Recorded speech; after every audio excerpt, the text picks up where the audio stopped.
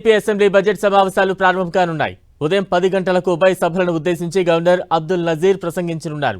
Governor ప్రసంగం అనంతరం BAC సమావేశం జరగనుంది. అసెంబ్లీలో చర్చించాల్సిన అంశాలతో పాటు సభను ఎన్ని రోజులు నిర్వహించాలన్న దానిపై బీఏసీలో నిర్ణయం తీసుకోనున్నారు. కనీసం 3 వారాల పాటు సభను నిర్వహించాలని ఏపీ ప్రభుత్వం భావిస్తోంది.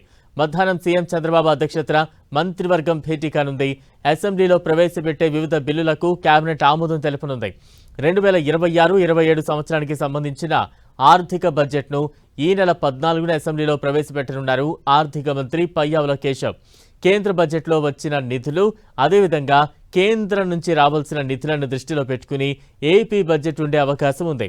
సుమారు 3.5 లక్షల కోట్ల బడ్జెట్ను ప్రవేశపెట్టనున్నట్టు సమాచారం. వ్యవసాయం, విద్య, వైద్యం, రాజధాని అమరావతి నిర్మాణానికి అధిక ప్రాధాన్యత ఇచ్చేలా బడ్జెట్ రూపొందించినట్టు తెలుస్తోంది. రాజధాని అమరావతి, పోలవరంతో పాటు ఇప్పటికే అమలవుతున్న సూపర్ 6 పథకాలకు నిధులు కేటాయింపులు చేయనున్నారు. గత 2 అసెంబ్లీ సమావేశాలకు హాజరు కాని ప్రతిపక్ష వైసీపీ బుధవారం గవర్నర్ ప్రసంగానికి మాత్రం హాజరు కావాలని నిర్ణయించింది. మాజీ సీఎం జగన్, వైసీపీ ఎమ్మెల్యేలు అందరూ మొదటి రోజు గవర్నర్ ప్రసంగానికి హాజరవుతారు. వైసీపీ శాసనసభాపక్షం భేటీలో మిగిలిన రోజులు సభకు హాజరు కావాలా వద్దా అనే అంశంపై వైసీపీ నిర్ణయం తీసుకోనుంది. ప్రస్తుతం తిరుమల లడ్డూ వ్యవహారం ఏపీలో హాట్ టాపిక్గా మారింది. లడ్డూ అంశానికి సంబంధించి సభలో ప్రత్యేక చర్చ జరిగే అవకాశాలు కనిపిస్తోంది. ఈ చర్చలో మరి వైసీపీ పాల్గొంటుందా లేదా అనేది ప్రశ్నార్థకంగా మారింది.